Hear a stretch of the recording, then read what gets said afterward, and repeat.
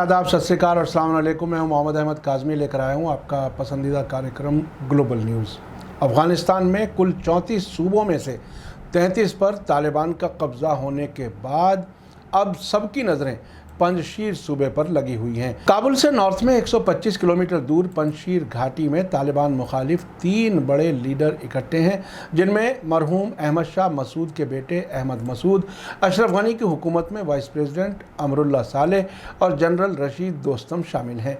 ये इलाका अब से पहले भी तालिबान के ख़िलाफ़ रहा है और यहाँ के लोगों का समझना है कि उनके सबसे बड़े लीडर अहमद शाह मसूद को तालिबान के इशारे पर अलकायदा ने 2001 में कत्ल कर दिया था।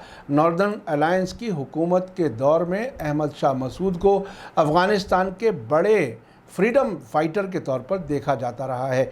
उनके फ़ोटो सभी सरकारी दफ्तरों में लगे होते थे। अब ताज़ा खबर रॉयटर्स ने दी है कि तालिबान ने पंजशीर घाटी को 3 तरफ से घेर लिया है और उन्होंने पिछले हफ्ते लोकल मिलिशिया के कब्ज़े में गए 3 ज़िलों को वापस अपने कब्ज़े में ले लिया है। उसके बाद लड़ाई के जारी रहने या बंद होने के बारे में कुछ कंफर्म नहीं हो सका है। नॉर्थ के सूबे बगलान के बानो, देह सालेह, पुले हिसार ज़िलों को लोकल मिलिशिया ग्रुप्स ने पिछले हफ्ते अपने हाथ में ले लिया था। इससे ये साफ हो गया था कि तालिबान के काबुल पर 15 अगस्त को किए गए कब्ज़े के बाद इस इलाके में तालिबान को रेजिस्टेंस का सामना करना होगा। तालिबान के स्पोक्सपर्सन ज़बीहुल्लाह मुजाहिद के ट्विटर अकाउंट के मुताबिक कल मंडे तक तालिबान फोर्सेस ने इन ज़िलों को साफ़ कर दिया है और पंजशीर घाटी के पास बदख्शां, तखार और अंद्राब में अपना कंट्रोल कर लिया है। मरहूम मुजाहिदीन कमांडर अहमद शाह मसूद के बेटे अहमद मसूद के लिए वफादार फोर्सेस ने पंजशीर में ख़ुद को मजबूत कर लिया है। अहमद शाह मसूद ने 2001 से पहले सोवियत और तालिबान दोनों की मुखालिफत की थी। सितंबर 2001 में आतंकियों ने पत्रकार के भेष में आकर अहमद शाह मसूद का कत्ल कर दिया था।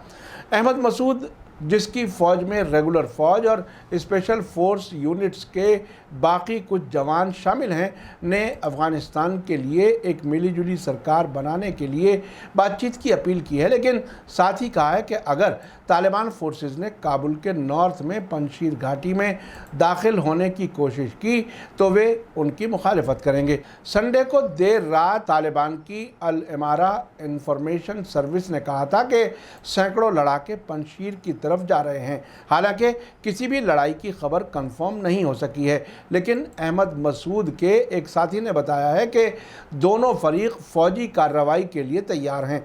तालिबान के स्पोक्सपर्सन ज़बीहुल्लाह मुजाहिद ने कहा है कि साउथ अफ़गानिस्तान से नॉर्थ की तरफ जाने वाले हाईवे पर सालंग दर्रा खुला हुआ है और पंजशीर वैली में दुश्मन फ़ौज को रोक दिया गया है। ज़बीहुल्लाह मुजाहिद ने कहा कि इस्लामिक अमीरात प्रॉब्लम्स को पुरअमन तरीके से हल करने की कोशिश कर रहा है। AFP न्यूज़ एजेंसी ने तालिबान की तरफ से किए गए दावे की जानकारी देते हुए बताया है कि तालिबान के लड़ाके पंजशीर में आगे बढ़ रहे हैं। उनके लड़ाकों ने पंजशीर घाटी को घेर लिया है।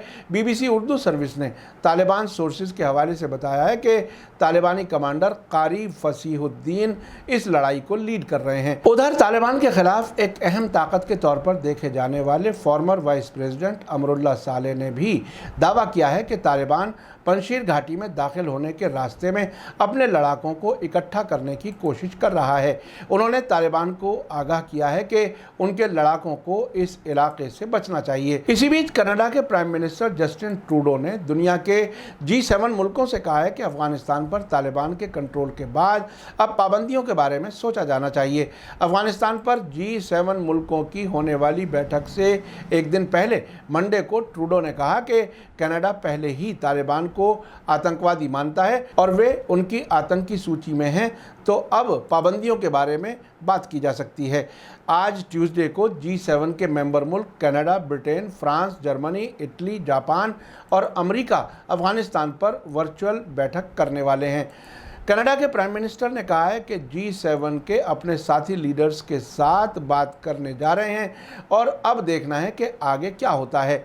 आखिर में आपको याद दिला दूं कि अगर आपने अभी तक media star world YouTube channel subscribe नहीं किया है तो सब्सक्राइब कर लें और घंटी दबाना ना भूलें। और अगर आप हमें फेसबुक पर देख रहे हैं तो हमारे पेज को लाइक करें ताकि हमारी हर नई वीडियो की खबर आपको सही वक्त पर मिल सके। इसी के साथ मुझे दीजिए इजाज़त। ग्लोबल न्यूज़ का ये एपिसोड आपको कैसा लगा कमेंट्स में ज़रूर लिखें। थैंक यू, धन्यवाद, शुक्रिया। जय भारत, जय हिंद। मीडिया स्टार वर्ल्ड के और वीडियो देखने के लिए हमारे चैनल को सब्सक्राइब करें और सीधे नोटिफिकेशन पाने के लिए बेल आइकन दबाएं। और अगर हमारी खबर सच्ची और अच्छी लगे तो अपने व्हाट्सएप, इंस्टाग्राम, फेसबुक और ट्विटर अकाउंट पर ज़रूर शेयर करें।